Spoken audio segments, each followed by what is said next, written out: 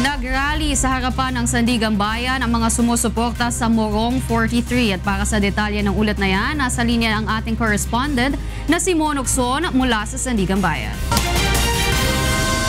Magandang tanghali sa iyo, Mon. Yes, Wayla, isang kilos protesta ang isinagawa ng Justice for the Morong 43 Alliance sa harapan ng tanggapan ng Sandigan Bayan. Nais na mga ito ang mabilis na resolusyon ng mga kaso ng Morong 43. Ang Morong 43 ay ang 43 mga health worker na inaresto dahil na pagkamalang miyembro ng New People's Army sa Morong Rizal noong 2010. Taong 2015, nang inalis ng Ombudsman si dating Pangulong Gloria Macapagal Arroyo, General Delfin Bangit, General Victor Ibrado at dating National Defense Secretary Norberto Gonzales sa mga dapat kasuhan.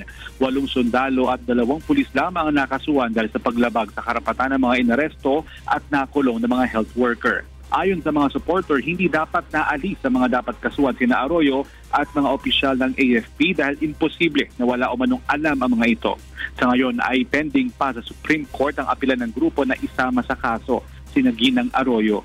Masaya naman ang mga supporter na kahit papaano ay umuusad na ang kaso ng Morong 43. Ngayong araw sanang arraignment ng mga opisyal ng AFP na nakasuhan, subalit pinagpaliban ito ng korte sa May 24 dahil sa nakabinding mga mosyon. Yan ang latest. Balik sa iyo, Wayla. Maraming salamat sa iyo, Mon Locson, live mula sa Sandigan Bayan.